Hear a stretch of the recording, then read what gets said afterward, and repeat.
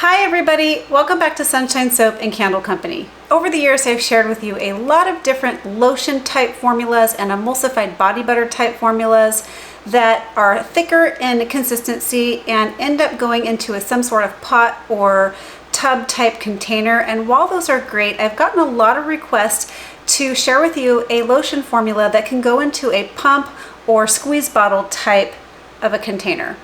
Now, I have also shared with you a body milk type of formula. This is going to be different than that because it's going to be a little thicker than a body milk and a little bit more stable, but a lot less thick than, say, a semi-solid type of lotion. This formula glides on super easily, feels very silky and smooth, and absorbs into the skin very fast and easily, just leaving you feeling very hydrated and moisturized without a lot of weight left over on your skin. If you're familiar with Bath & Body Works lotion, the type that comes out of the squeeze bottle, and you can also add a pump container to it, this formula that I've come up with is similar in nature to that consistency, although it is a little thinner than the actual Bath & Body Works type lotion. It feels similar going on the skin. I'll be sharing this formula over on my Patreon campaign at the $5 level. If you haven't had a chance to check out my campaign yet, I really hope that you will. I'll go ahead and place the link to my campaign below where you can find this formula plus hundreds of other formulas and tutorials. And there is a ton to take advantage of just at the $5 level. At the $7 level, you have access to every formula I've ever published, so I hope you'll go check it out. We've been doing this now for 5 years, and thousands of other makers have come over, and they really love what we have to offer over there, so I hope that you'll come over and join as well. All right, let's get started.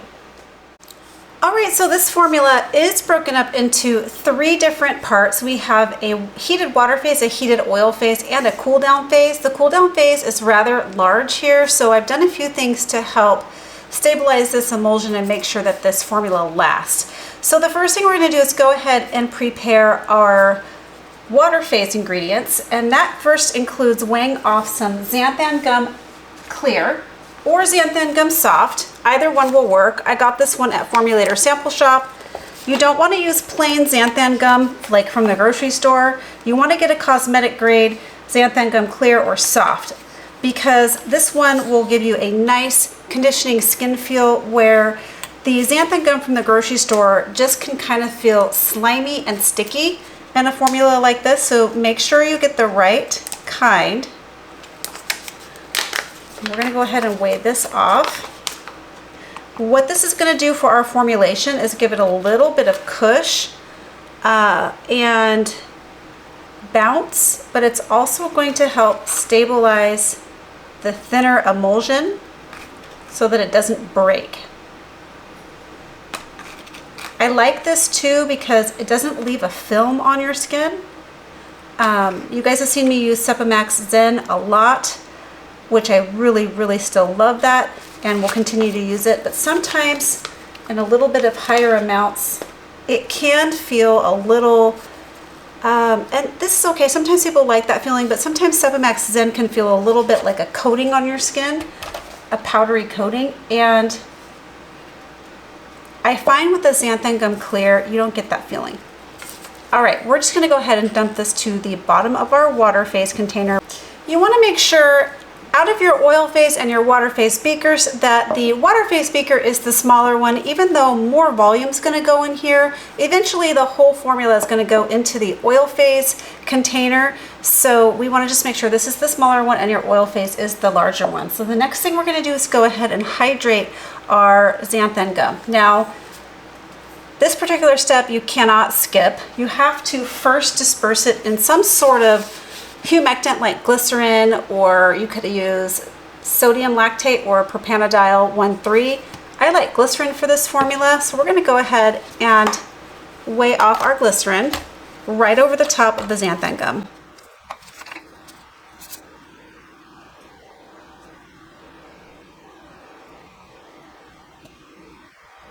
All right, once the glycerin is weighed off, you're going to take some sort of stirring rod or lab spoon or whatever you have, and you're going to make a slurry out of this. And so all I'm doing is I'm combining my glycerin with my xanthan gum because I want to work out all of the powder and the clumps before I put my watery ingredients in there. And the reason I'm doing that is because if you just add your water directly to the xanthan gum clear, it won't properly hydrate. It will clump up and become nearly impossible. And what we're trying to do is create a little bit of a gel or thicker serum type consistency. And if you pour water directly over your xanthan gum, you won't get this result. So you need to disperse it first in some sort of medium like glycerin.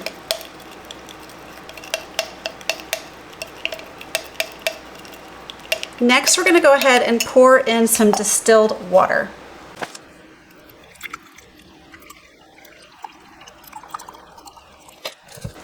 Now, I'm using the aloe vera liquid from Brambleberry. This is a cosmetic grade aloe vera. It's different than what you find at the grocery store. This is going to last longer, it's going to be more shelf stable, and it's made for cosmetics. So we're going to go ahead and add in some aloe vera water. This is going to help the lotion to be very soothing and also bring some more of those lovely electrolytes and humectant properties to the lotion, to the body lotion.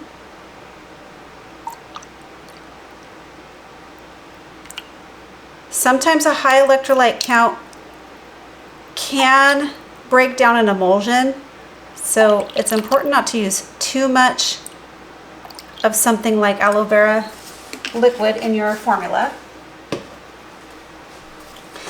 We're just going to give this a mix, and we're going to allow the water, the aloe vera water, the distilled water, and the xanthan gum and glycerin to completely hydrate. Just giving it a stir, picking up the material down at the bottom of the beaker, making sure it gets fully incorporated. And then I'm just going to go ahead and set this aside. Next, we're going to weigh off the oil phase. So the first thing I'm going to do here is weigh off the emulsifier that we're using. So you guys have seen me use this one quite a bit, and in fact I just used it in the vitamin C facial cream that I made a few weeks back for you guys. And we're going to be using it again. This is the Cream Maker blend, that's the name brand. It is a combination of glyceryl stearate and PEG 100 stearate. And this is a really good one to use in thinner type emulsions because it stays stable. You can use a lot for a thicker type of emulsion, and you can use a little bit for thinner emulsions, and it works great either way.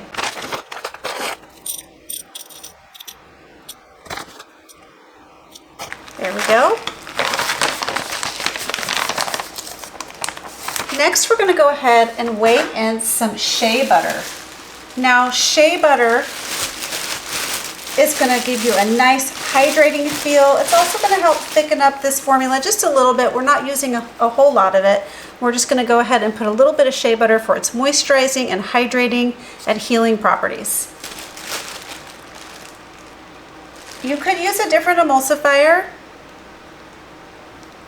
You don't have to use the Cream Maker blend. However, for a thinner type of emulsion, I really find it to be the most stable, and it has a really nice skin feel.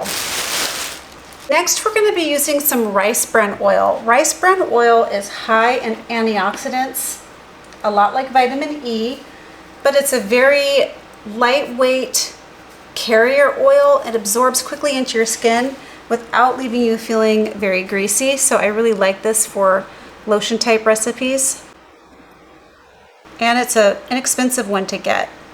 So you get a lot of bang for your buck here with the rice bran oil. Next, we're going to go ahead and weigh off some sweet almond oil.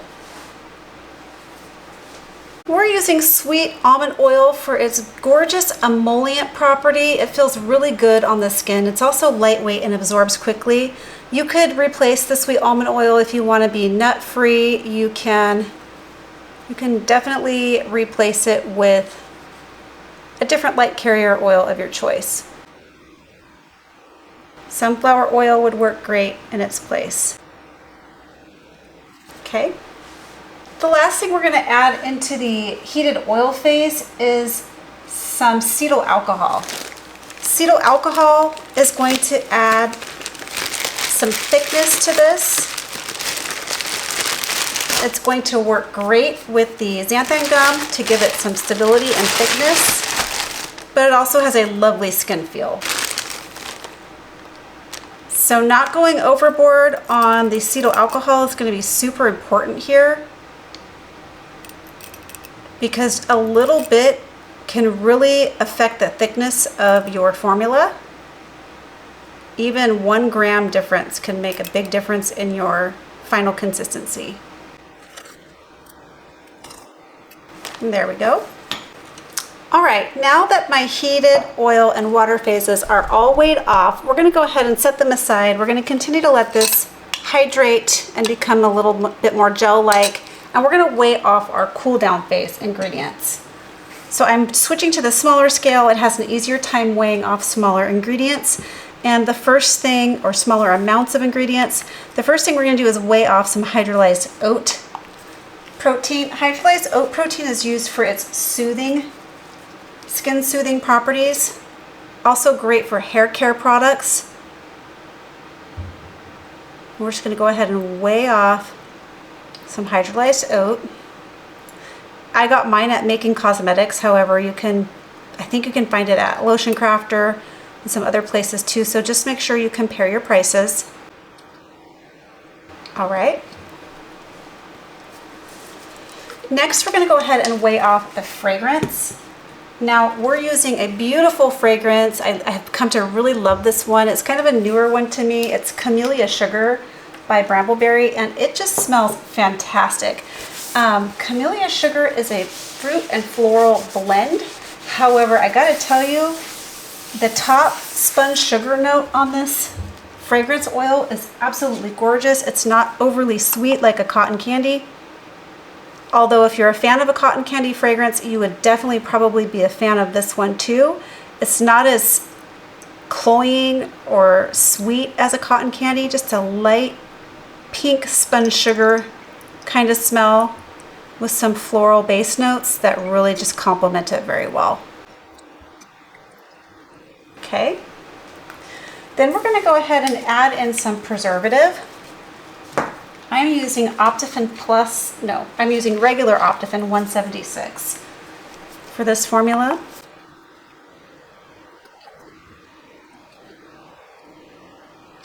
And the last thing we're going to add into the cool down phase is some cyclomethicone. Now, I've talked about this in previous videos. Cyclomethicone is going to give you a very silky skin feel. It's going to help the lotion to glide across your skin and take away any of that draggy feeling that you can sometimes get where it becomes hard to rub in your lotion because it's dragging across your skin.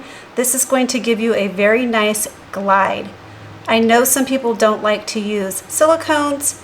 This is a larger molecule silicone, meaning it sits on top of the skin versus sinking into the skin. However, if you wanted to make this a silicone-free formula, you could use some polyquaternium 7 in place of this. You could also maybe use some honeyquat, might be a good option, or liquid silk. Okay, I'm just going to go ahead and set my cool down phase aside. I'm going to warm up my water and oil phases over on a saute pan with some water. We're going to simmer this until this is all melted down and everything's heated through and we're sitting at the right temperature, which is probably around 160 degrees. I'll bring you back when we're ready to combine the oil and water phase. All right, now that everything is warmed through and sufficiently melted, we're going to go ahead and pour our water phase into our oil phase beaker, and then we're going to use the immersion blender to blend everything up and emulsify it.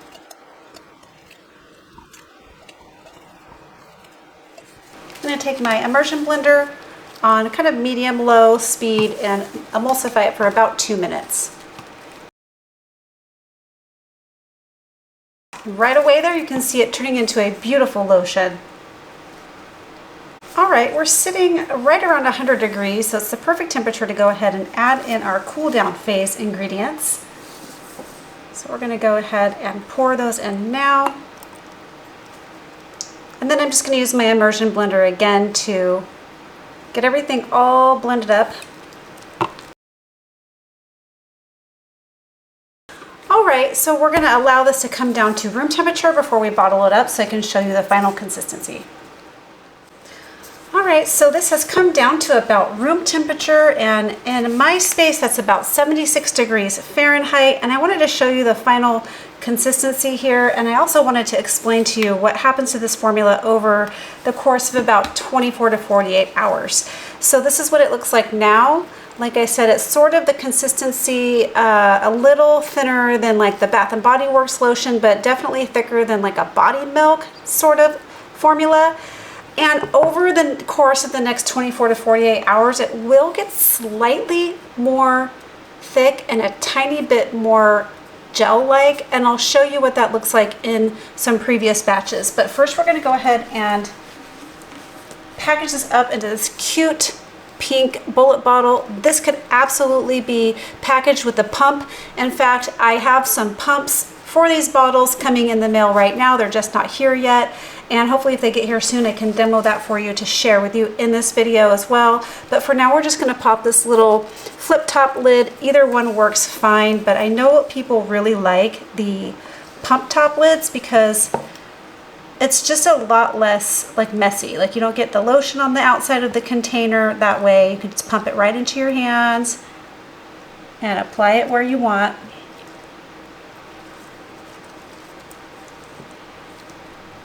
Okay, so we're just going to go ahead and pour this in.